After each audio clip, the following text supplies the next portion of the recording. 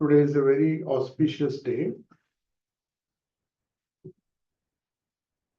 Between 3 and 3:30, the time is not exactly known. Some say it is 3:14 or 3:17, but definitely it was after 3. A very significant event occurred in Kashipur, where Sri Ramakrishna finally revealed himself. He had promised earlier also, not that he had not revealed himself selectively to some of his disciples. Right from childhood, he has revealed himself. Chinu Shakari, when Sri Ramakrishna was just a small child, he recognized and even worshipped him as a divine incarnation. He recognized that Sri Ramakrishna was an avatar. So also many other scholars who used to visit Dakshineshwar now and then, and of course Mathur Babu, Rani Rasmani. But as far as the public of Calcutta is concerned, because that is his field of activity, though he was a universal person, his field of activity physically was restricted to Dakshineshwar and maybe some parts of Calcutta where he very often visited, Bagh Bazaar and some places where he went very often. And of course his birthplace, Kamarpukur, Jairambati, and occasional one visit to Banaras, Devghar, and when he went on a pilgrimage. Apart from that, the whole life of Sri Ramakrishna was lived in Dakshineshwar.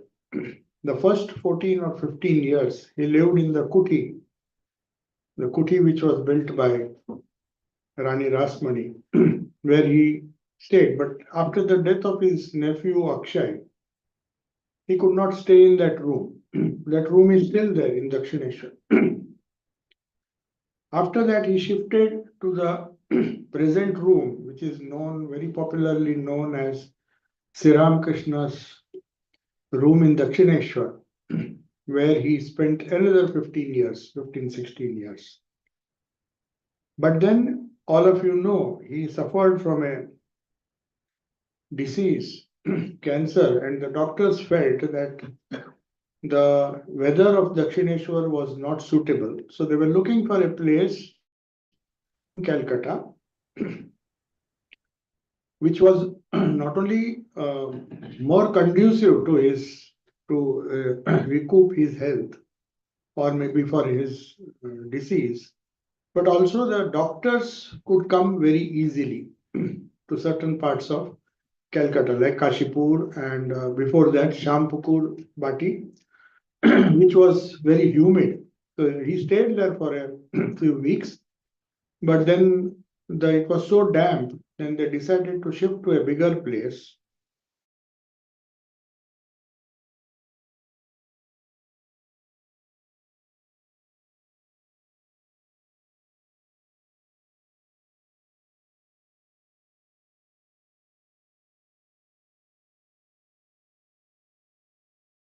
Radhananji, though this event is popularly known as the Kalpataru event, according to the Sannyasin disciples, he said Thakur was eternally Kalpataru.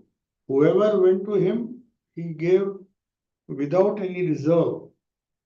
So it's not that only on 1st January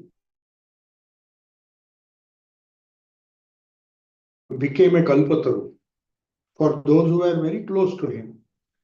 In fact, all the direct disciples, the Sannyasin disciples, they did not even come under that mango tree when all the devotees, they knew something big is happening there. A lot of ecstasy, a lot of shouting was going on. But Latu Maharaj and all, they were on the terrace of the garden house where Sri Ramakrishna's room, if you go there now, it is on the 1st floor. So they took this chance because he hardly left his room. He was so sick that he was hardly able to walk. But that day, seeing him in a good health, I mean, a better condition, and he was just strolling the grounds of Kashipur, they took that chance to clean his bedding, clean the room, and they were so busy that they did not even notice what was going on. So later on, you all know what the incident was all about. How Girish Ghosh, we'll discuss that. We'll have to discuss some more events which happened on that day.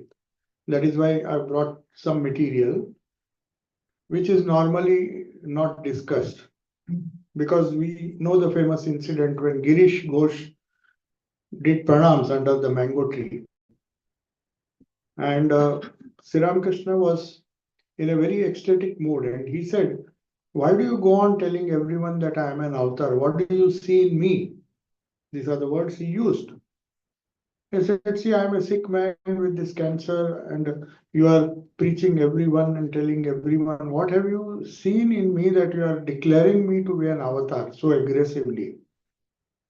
Then Girish Ghosh, whose faith was 100%, they say it was 125%.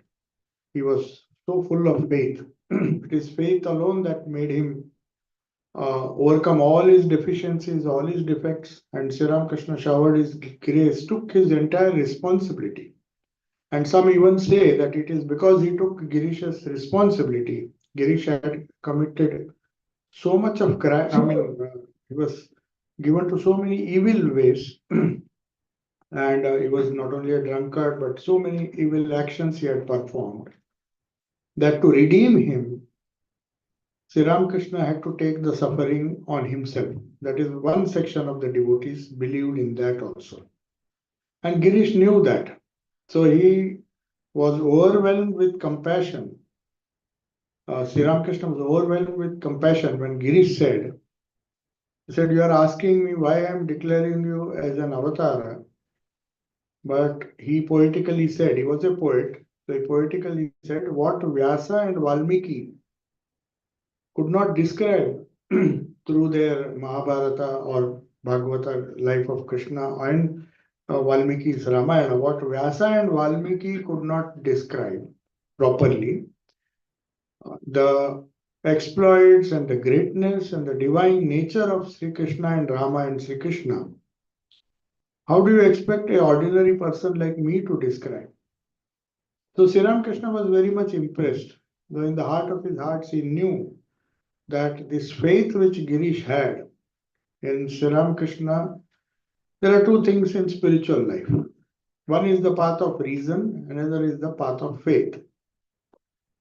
So Naren, who normally followed the path of reason, once asked Sri Ramakrishna, argued with Sri Ramakrishna, because he was a man of rationality. So because he was educated in Western philosophy and a lot of reasoning, logic and other things he had read. So also had Master Mashay M. So all of this young Bengal who had Western education felt that religion ought to be, it ought to satisfy a person's reason. Only through reasoning one can become religious or become spiritual.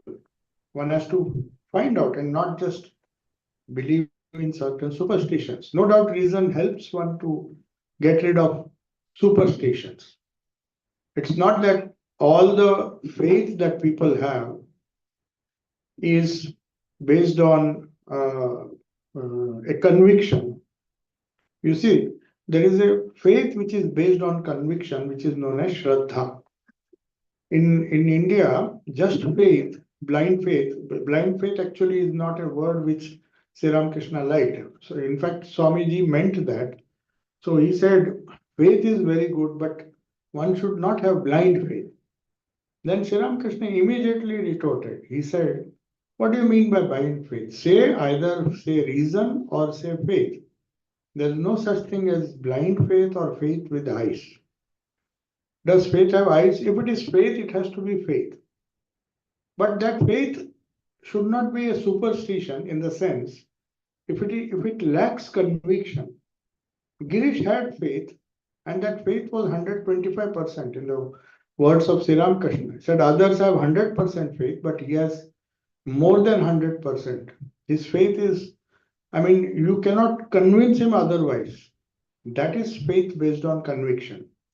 Whereas faith based on hearsay or something, okay, if I do this, if I touch this, if I uh, eat this, if I worship on Saturdays and all these things and follow certain planetary directions and so many things, which is you don't have a conviction, but you follow because the whole world follows. Everyone worships a particular deity on Saturday, so I also go. You don't have a conviction that if I go on Saturday, whatever happens, let the world tell me anything. I will go and worship my particular God on a particular day. And that doesn't depend on others. But if we change our faith, we don't have a conviction. And we say, somebody says, your problem is not solved because you should offer something on Friday, on particular God. Thursday, you go to this temple. Especially in Hinduism, there's a lot of choice. You have every day of the week and then you say you go and worship that particular deity and you will get your problem solved. That is also faith, but that is faith based on hearsay, not based on conviction like Girish Chandra Ghosh. So when Sri Ramakrishna said, does faith have eyes or does it either say reason or faith? If you are reasoning, you reason like the Gyanis. They don't believe in anything. They reason out everything, the nature of the self. They have to reason that the body is unreal, the mind is unreal, the Atman alone is real, and they go on and on and on, convincing themselves that the spirit alone is true.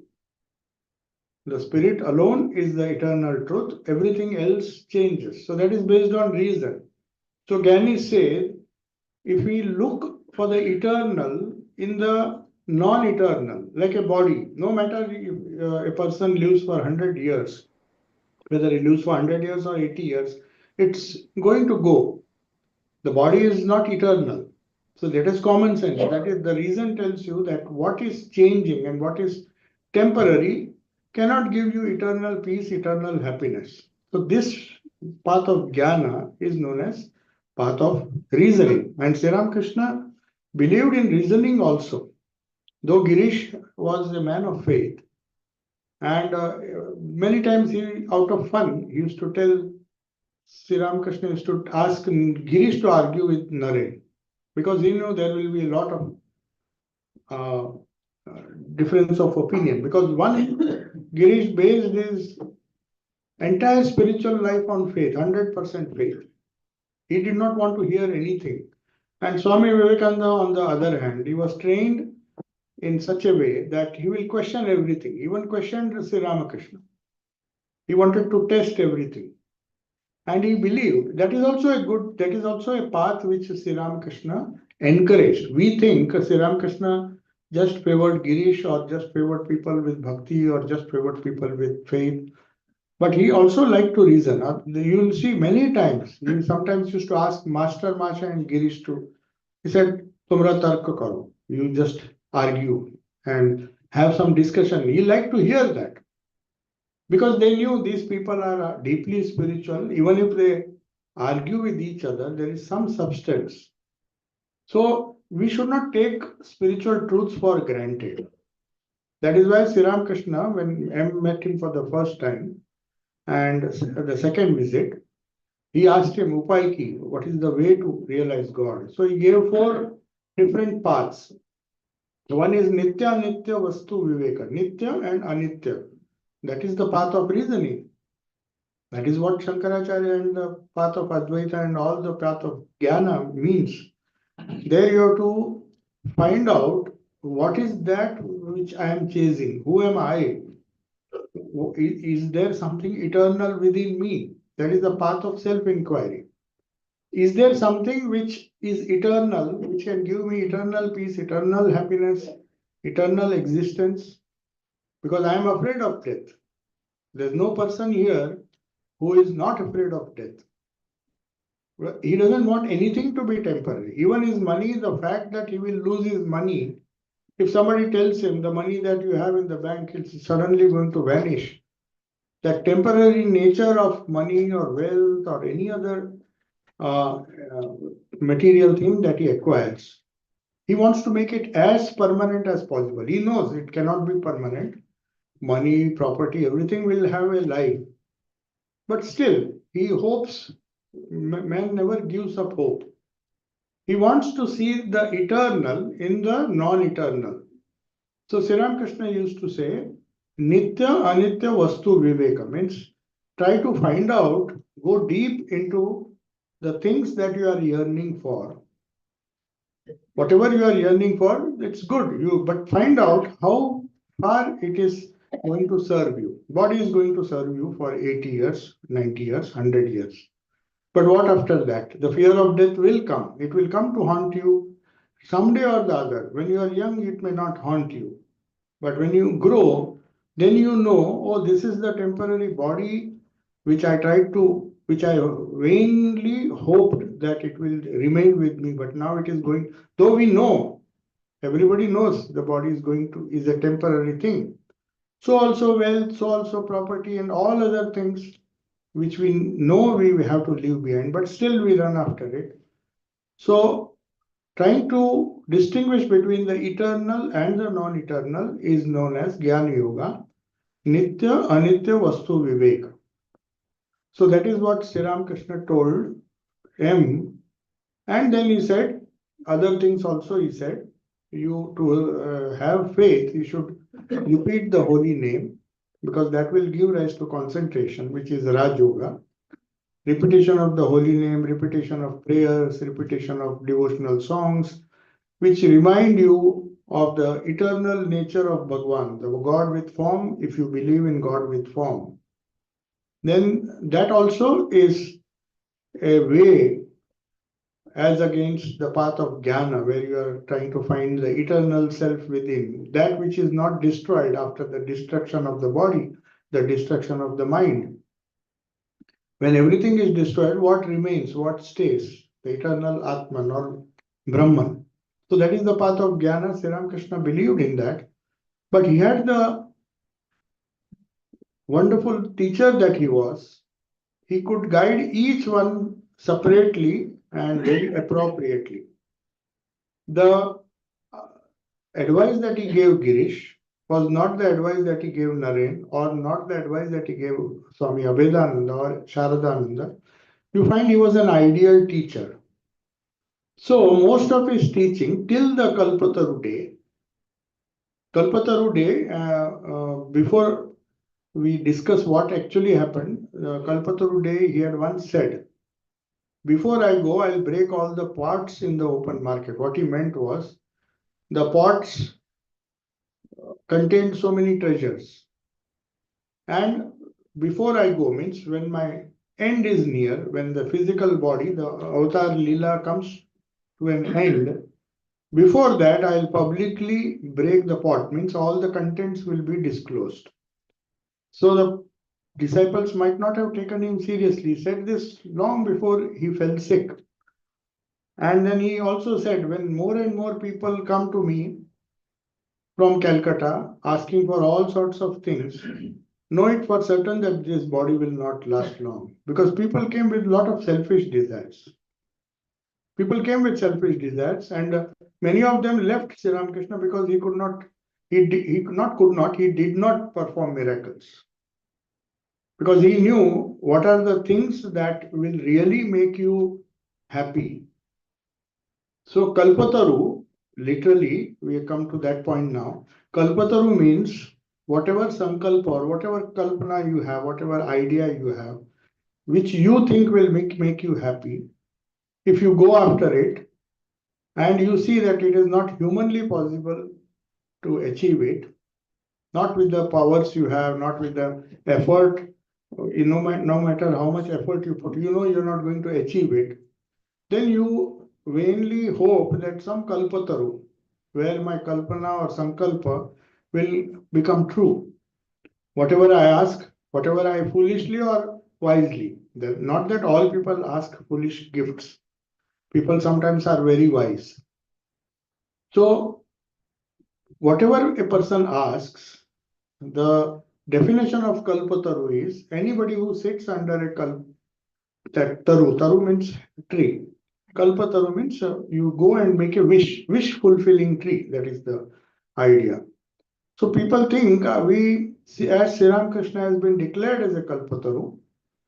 For some reason, they declared him as a Kalpataru, not because he had that state of ecstasy under that mango tree. It's nothing to do with the mango tree under which he went into that trance. But people somehow, some householder devotees made it a regular utsav. That's why if you see, even Belur Math does not celebrate Kalpataru. It is Kashipur because that happened there. And somehow the devotees were so keen and they felt that that day, on that day, you should see the queue. If you see how much people stand in a queue overnight, just they think they are under the impression that whatever we ask, Thakur will very graciously grant us our wishes. So since it's a wish fulfilling tree. But Swami Sarvasthananda questions this. And in the Great Master, he asks, is he Kalpataru or what did he actually do on that day? So he has given it a different name. He says it is a day where he revealed, a day of self-revelation. Sri Ramakrishna revealed to the whole world, as he had promised earlier, I'll break the pots and all the contents will be open for entire humanity to know what I am and what I am capable of and what I can grant and what I do grant. Of course, he can grant anything, but does he really grant what we want or what we wish for? Because Kalpataru does not choose. If you go under a Kalpataru, Sri Ramakrishna himself gave a told a wonderful story. You know that story, that a person was going in the jungle and in a forest, and he was very tired, so he didn't realize that he was standing under a Kalpataru. Even assuming that this mythological tree is a matter of fact, some tree exists, we do not know what is that Kalpataru, but suppose there is a tree. So he says in this parable, he tells that this person was so tired that without realizing that he was under a Kalpataru, a wish fulfilling tree, he made a wish that I'm so tired, if I had a cot, a nice cot where I can just lie down. I'm so tired now. And immediately a cot appears because they say he was under the Kalpataru, whatever wish he had was granted mysteriously. And he sleeps on that cot. And then suddenly he feels now I have had enough rest, but now I need some food. So immediately the food appears. So many things, whatever he wishes, he is really surprised. But unfortunately, at the end, you know how the story goes. When his stomach was full, everything was satisfied. Suddenly, he thinks, a thought comes to his mind, what if a tiger comes here? Because he was in the forest. So immediately the wish was fulfilled and a tiger came and devoured him. So what's the moral of this story? The moral is we foolishly think that whatever we wish is good for us, but we do not know that if we do not know how to wish or how to ask the right thing from a Kalpataru, it may be like a tiger who will consume us, who will come and eat us. That is the moral of that story, and that is what Sri Ramakrishna said. So having said this, what is the significance of this particular day? It is observed. Everywhere we observe Kalpataru. Is it wrong to observe this day? Definitely it is not. Because you see, most of our centers, other than Belur Math, they definitely follow, celebrate this day. But they celebrate with a different intention. I mean, the real idea behind this celebration can be understood only if we read the Great Master or Sri Ramakrishna Leela Prasanga. Because this incident has been described by many people. The person who really started this utsav was a householder who lived near Kashipur, and he started it in his house. It was not even started in any of our centers. He started it in his house, then it became popular because you see, people want a Kalpataru who listens to them. I want a car, I don't care whether it is good or bad for me. I want a car and I want somebody miraculously, I get that whatever I desire. So whether it is any material object or some wish, everybody has a wish and he knows that he cannot fulfill many of the wishes that he has because his capacity is limited. So everybody wants some divine beings or some divine power to come to his or her help whenever he makes wishes which are beyond his capacity. See, when it is achievable by your own effort, then you don't make such fantastic wishes. You work hard and you get it. That is known as Purushartha. That is what is encouraged in our scriptures. So, what you can do yourself with hard work, and there's no limit to hard work. So, whatever you can achieve through hard work is rightfully yours.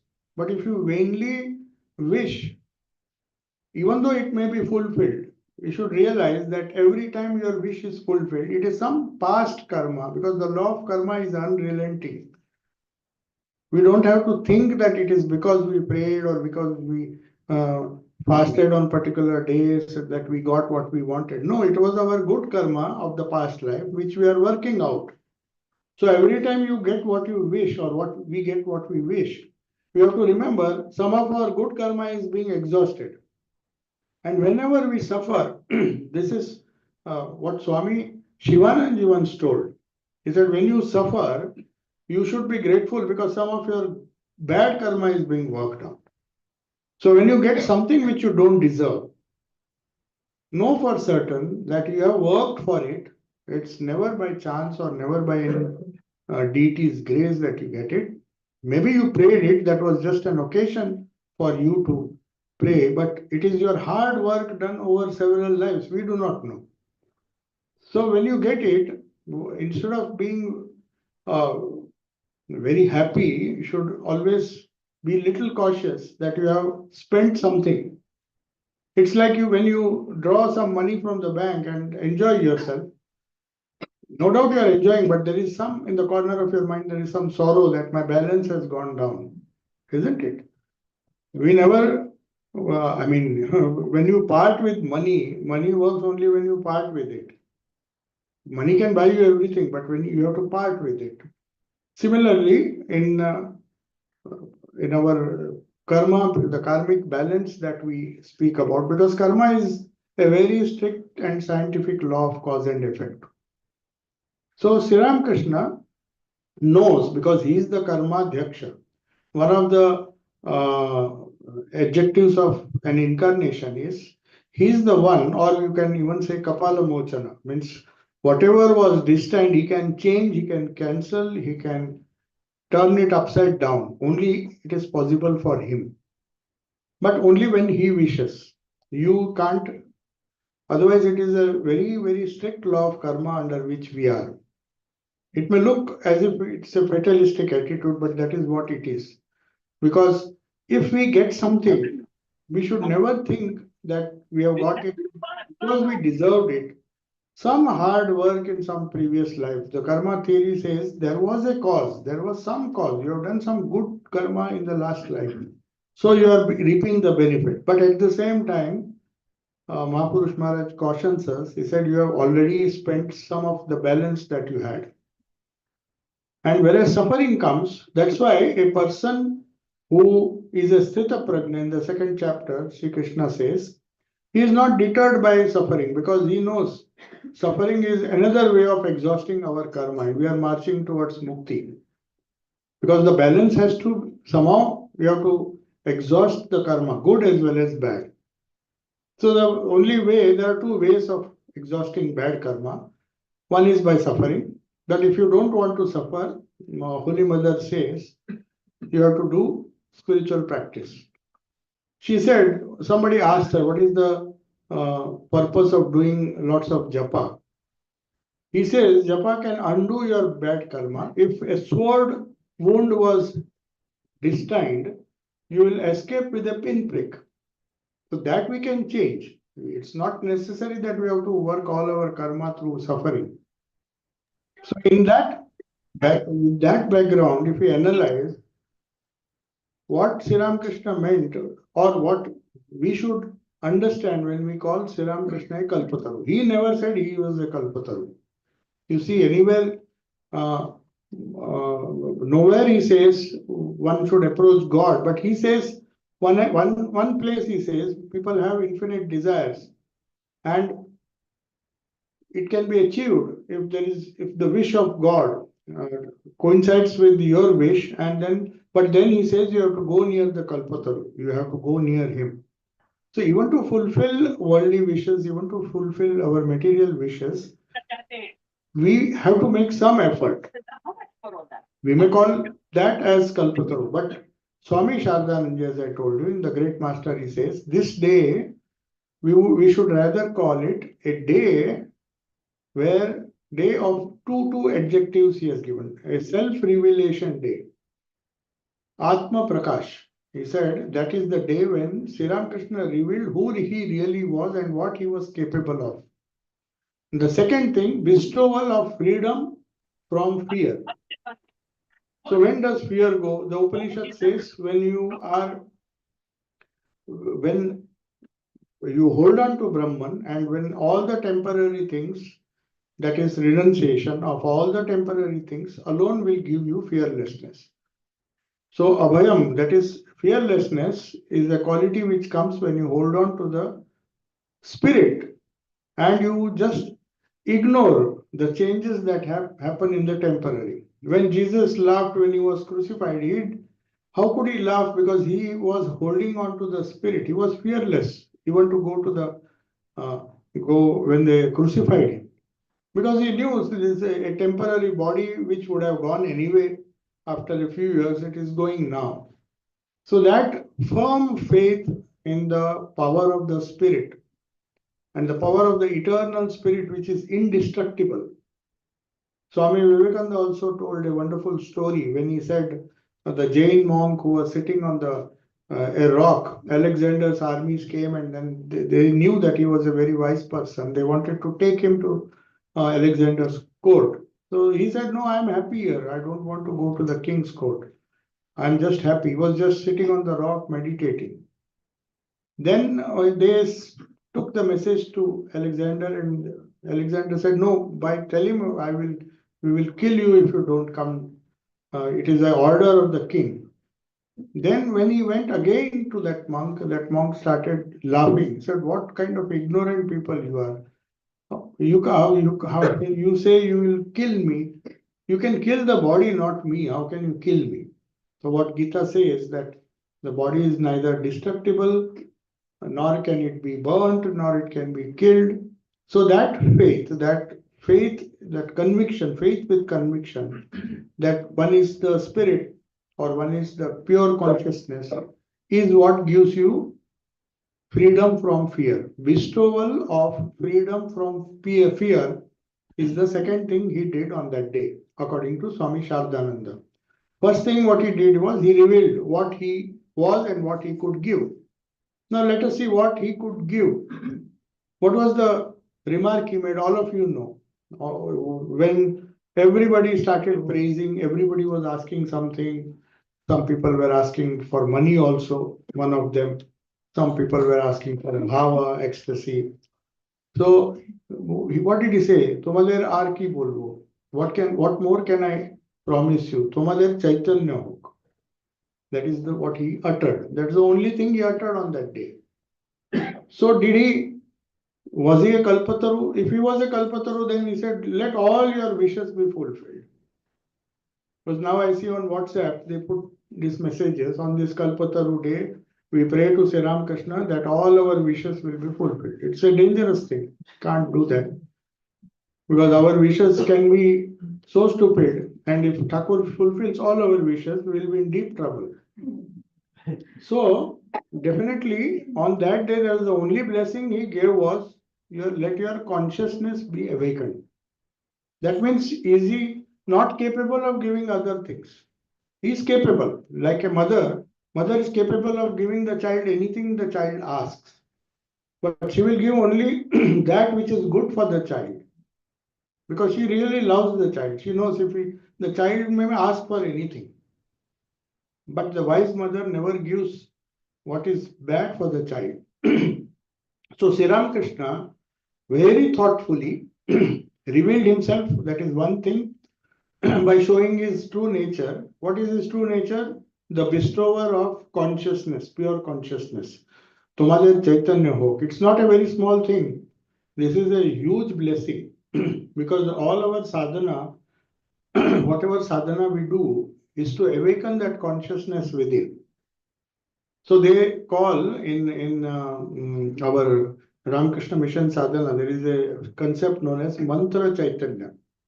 When the Guru gives the mantra, it is just it is full of Chaitanya, but it is concealed.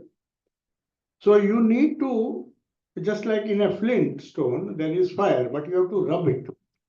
So also the repetition of the mantra, if you see Vireshwaranji and all the great, they used to say that it is not enough to just repeat the mantra.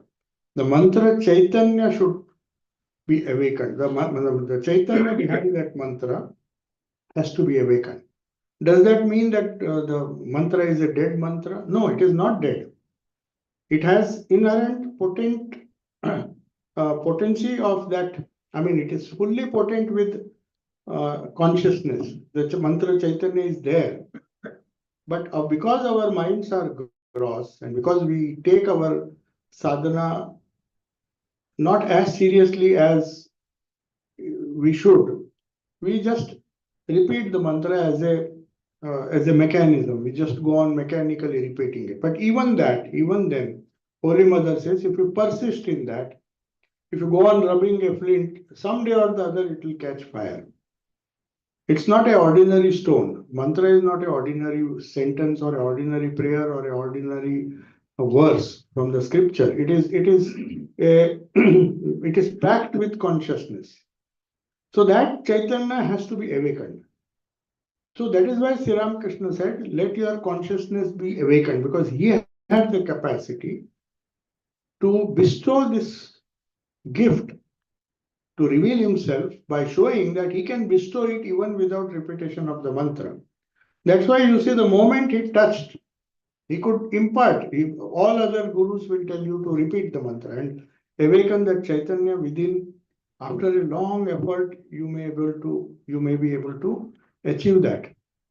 But on that day, he revealed to the entire world that if he wishes, or if one is deserving enough, as some of the people who were there, including Girish Ghosh, he touched every one of them. You see the incident. I'm not going into the details because all of us have read that. He gave it. But there is another side to that. Some of them, seeing others getting this consciousness awakened and going into spiritual ecstasy, they also felt we should also have, like Hriday did once. So one of them insisted. Thakur said, not now, you come later. It's not that he gave everything to everyone. He knew this person doesn't deserve. So that devotee goes and insists. They said, no, you have given it to everyone. Today you are giving this consciousness, you are awakening the consciousness of everyone. So why am I deprived? Said, okay, he touches him. And then after 3 days, that poor fellow, because he goes into such a deep ecstasy that he is not able to do his normal business, normal work. So he comes running to Sri Ramakrishna, saying that please take away whatever you have given me, because I can't. 3 days I'm not able to sleep. I'm not able to do any work. Then Sri Ramakrishna said, that's why I told you, you come later. You are not fit now. Similarly, Akshay Kumar Sen and others, there were a few. Not that he revealed himself. Only those who are deserving, those who uh, really could appreciate, or those who had the capacity to digest the spiritual power that he gave on that day. So definitely with that, all the people who were present there, and according to Shardananji says, we have seen the master being playing the role of Kalpataru or the self-revelation and bestowal of freedom from fear. It's not a unique, that day, of course, it went in a spontaneous manner. He blessed each one who was there. Some 34 people were there. But they were not the direct disciples. They were all doing work. They were cleaning his room and other things. Though they washed everything, there was some commotion going on. But they knew Sri Ramakrishna is our Nitya Kalpataru. So that is the idea, that he is a Nitya Kalpataru. But this day has a significance. If we understand it in this light, that this is the day when he reminds us that the goal of life is to awaken the consciousness within, which can free you from all kinds of fear, including the fear of death.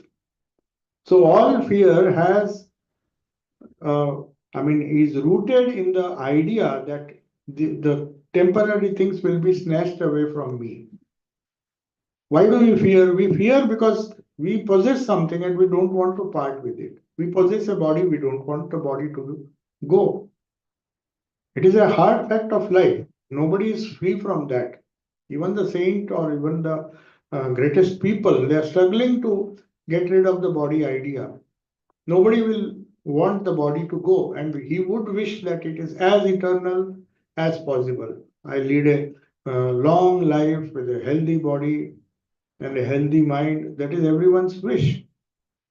No doubt it is a wish which Sri Ramakrishna will grant if such wishes he might consider, because it is for a higher purpose. They say this body is the medium for dharma sadhana. Sharira madhyam khalu dharma sadhanam. Means if you take this body as an instrument to reach the goal of dharma, then that is a great good wish.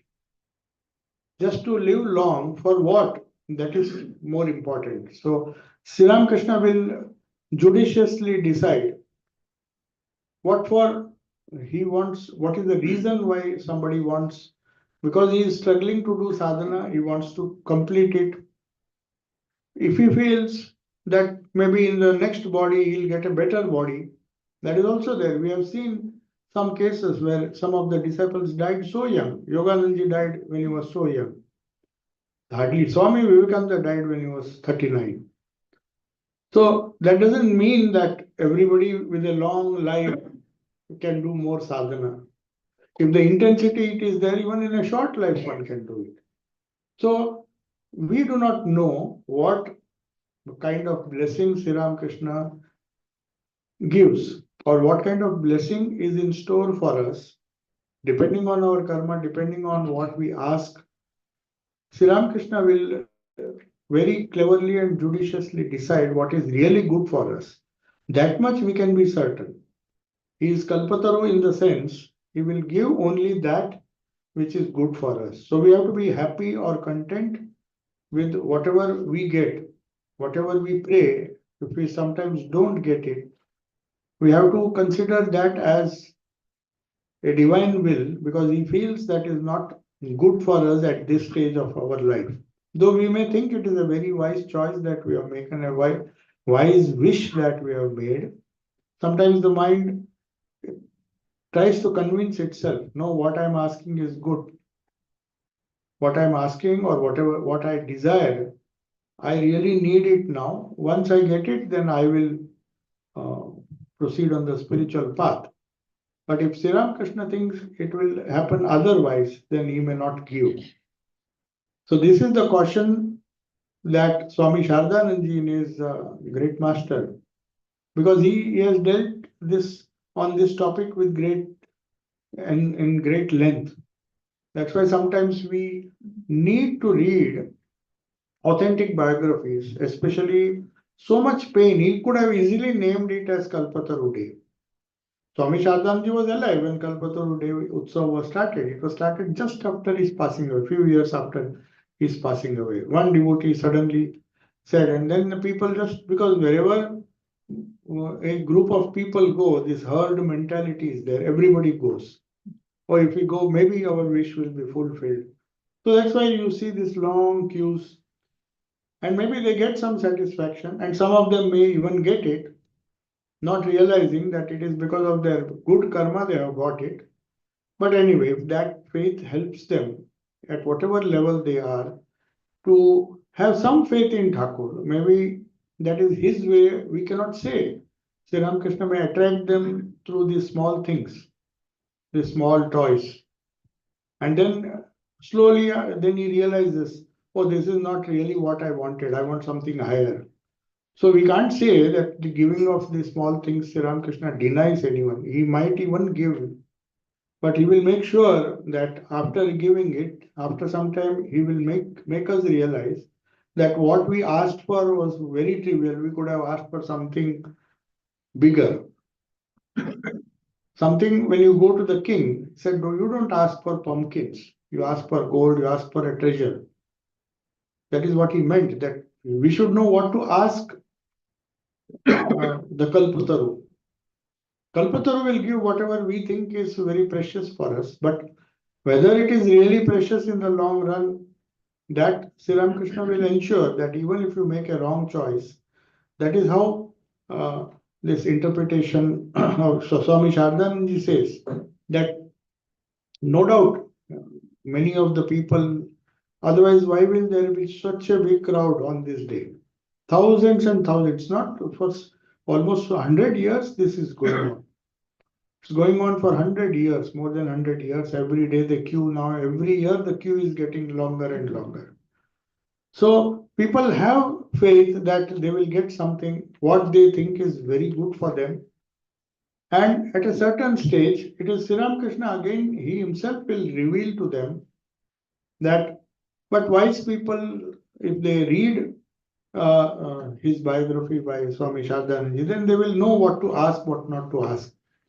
Because he was again and again blessing them that may your consciousness be awakened.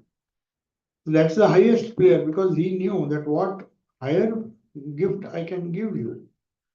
If your consciousness is awakened, if you are open, or if I pave the way to eternal life, what greater blessing one can have. As Jesus said, my kingdom is the kingdom of spirit. People who thought that he's talking of a kingdom where there will be a lot of land, lot of power, lot of property, lot of money, they were wrong, because when again and again the Roman emperors and their ministers asked him, "Oh, you claim that you are a king?" He said, yes, I claim. But they did not understand. He was talking of the kingdom of the spirit. And that is eternal. His father's kingdom, which is the kingdom of heaven, which is the kingdom of the spirit, the eternal spirit. So that is what all incarnations come for. The pure spirit means consciousness. So when Thakur said, Tomader Chaitanya ho, let your conscious, he was also talking the same language of all the prophets when they said it is the kingdom of spirit that sustains you. So that's why Jesus said, if you see all the sayings also, you can tally it. He says, man does not live by bread alone, but every word that comes out of God's mouth. What are the words that come out of God's mouth? They are the words of spirit. If you see, right in the spiritual history of the world, everybody has spoken of the supremacy of spirit, the eternal spirit, eternal consciousness, which is indestructible. Even after crucifixion, the spirit sustains itself. It cannot be destroyed. If that faith is there, that conviction is there, then we have really received the blessing of Sri Ramakrishna. That is the lesson we learn from this Kalpataru day. That is why two adjectives, again I repeat, this when somebody asks you what is the significance of Kalpataru, when we ask ourselves, we have to remember that this day has been described totally differently by Swami Sarvasthananda when he says, it is the day of self-revelation. What Sri Ramakrishna is in reality and what is it that he will give us. Are we ready to follow that Ramakrishna? Because he has revealed himself fully on that day. Till then, there was maybe an element of doubt. But on that day, they say, on the 1st of January, because he knew his time was up, he passed away a few months later in August. So he knew before, and he had promised that before I leave, I will reveal everything. People did not take the hint, what he wanted to reveal, because everybody was so busy with their own dreams, own wishes, own. So somebody like the owner of that Basumati press, he wanted, Thakur blessed him, not that he didn't get, he became very rich. He had a desire that he owns the biggest printing press and makes a lot of money. So Thakur blessed him. There are few cases where he gave whatever the person wanted. But you see, at the end of their life, they also perhaps realized that we should have asked for something better. We should have asked for what Sri Ramakrishna is capable of giving, which others are not capable of. Any ordinary saint can give you blessings, material blessings. These are very small things. That is why when Sri Ramakrishna's biography was written, when Shraddhanji, Swami Vivekananda called him and told him, don't describe any miracles, even if they happened in Sri Ramakrishna's life. Miracles in the sense, curing some disease or some, he said they are most trivial, they are not important. Whereas you see in the history of spiritual personalities, so much importance is given to these great prophets, curing people, bringing sometimes even bringing them from dead, raising them from dead. Such instances have happened. But so Swami Vivekananda said that those are not real miracles. These are just postponing. Suppose you get a new life or you get some material benefit. It is not going to last. But the real power is changing the mind. He said, we saw with our own eyes, Sri Ramakrishna, Swami Vivekananda says about Sri Ramakrishna, how day and night he used to change the minds and the karma of people. Today I was talking, somebody asked Vireshwaranji Maharaj, Holy Mother is of course as great as Thakur, or in fact, some say she is greater than Thakur. So somebody asked him, what was the feeling you got when you took initiation? He said, what were the memories of my past? He said, the Holy Mother, he said it in a private interview that the person who went to take initiation from Holy Mother and the person who came out was a totally different personality. They had the capacity to mold the mind. Sri Ramakrishna says it's like martini, you just change it the way you like. This is not a miracle everybody can perform. Other miracles, giving you a watch, giving you some gift, they can create something, and these are all very easy, very trivial miracles because it's a temporary thing that you are giving someone. But to give, to change a mind and make him from Girish Ghosh to a saint, to change the samskaras, change the mind, using his own strong will and infuse that power of Chaitanya or consciousness in a person, that is the greatest miracle. So he said, other than this, don't even if once or two, if few incidents have happened in Sri Ramakrishna's life, which can be called as miracles. But Swami Vivekananda said, you better don't mention all those things because people will be attracted to that. They just want some sort of temporary relief. If I don't have money, let me get some money now. If I don't have this, that is a miracle. So I go to a person who will enable these things in my life. That is what people are seeking. You can't blame them because that is what they are capable of. And they get people who can give them that. But Sri Ramakrishna had none of these things in his life. He was very careful. He himself was careful. Many times they asked, many people asked. He said, even Naren, when he was struggling, when he had no money, even to, they were about to drive him out of his house. So he was desperate. Otherwise, can you imagine Naren going and asking Sri Ramakrishna, such a man of so much pride and so much of capacity that he would not ask Sri Ramakrishna for him. But even he, because of the circumstances, he went and he said, then Thakur said, I can't ask mother for that. You go and ask. You know that incident. He himself said, "You go and ask." I can't ask. He could have easily told, but of course he blesses him with coarse cloth and some means, basic means to live.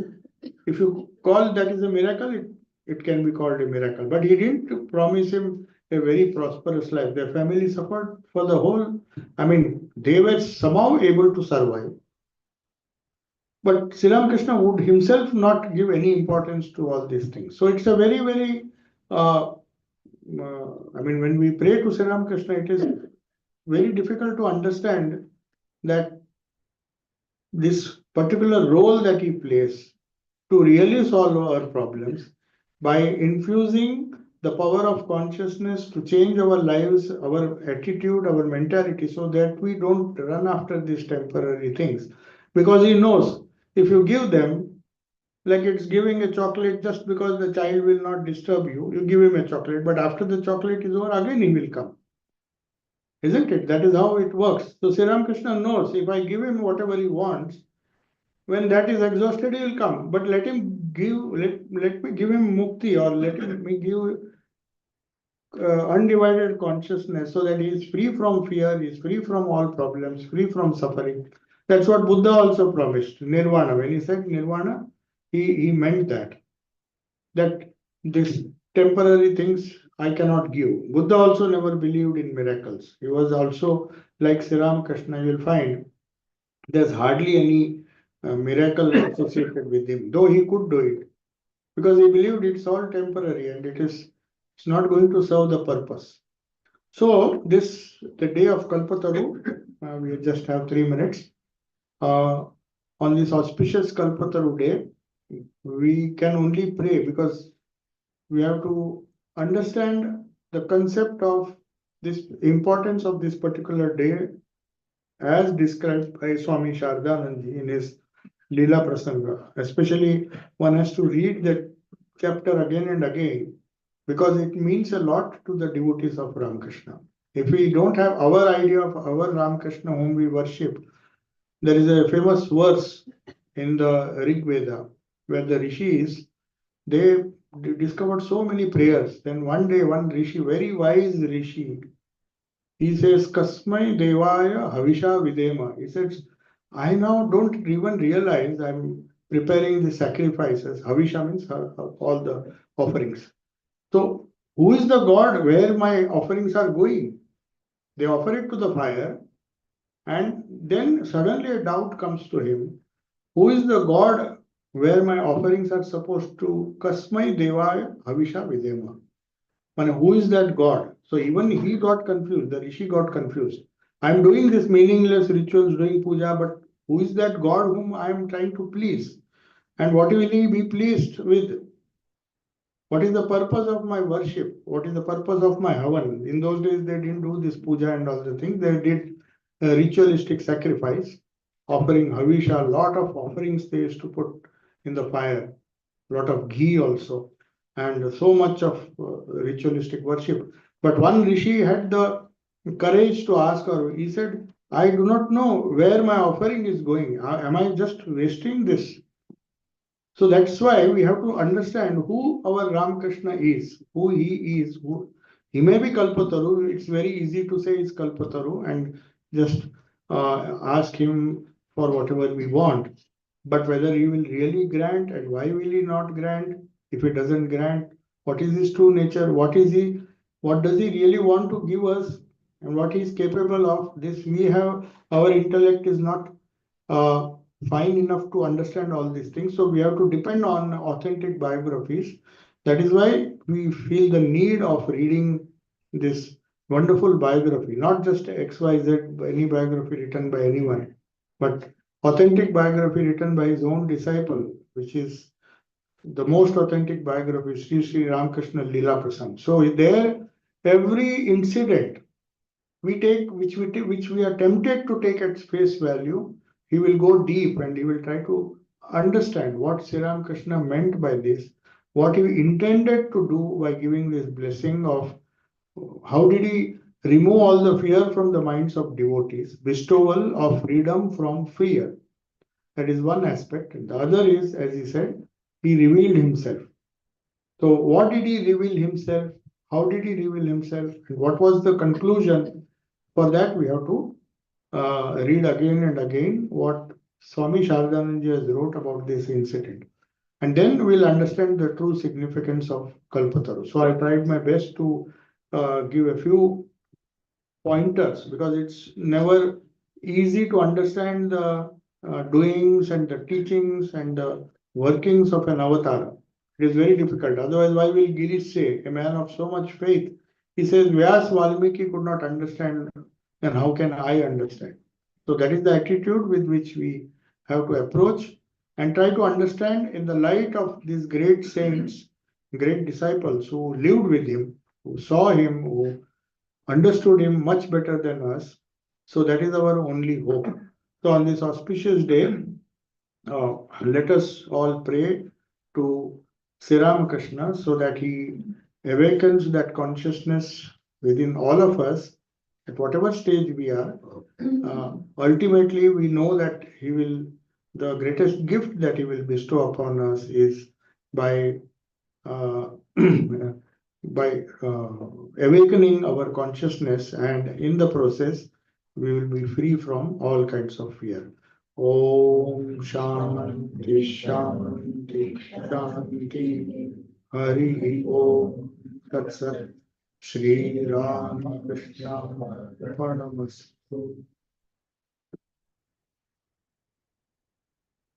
So now from Nitish will come and then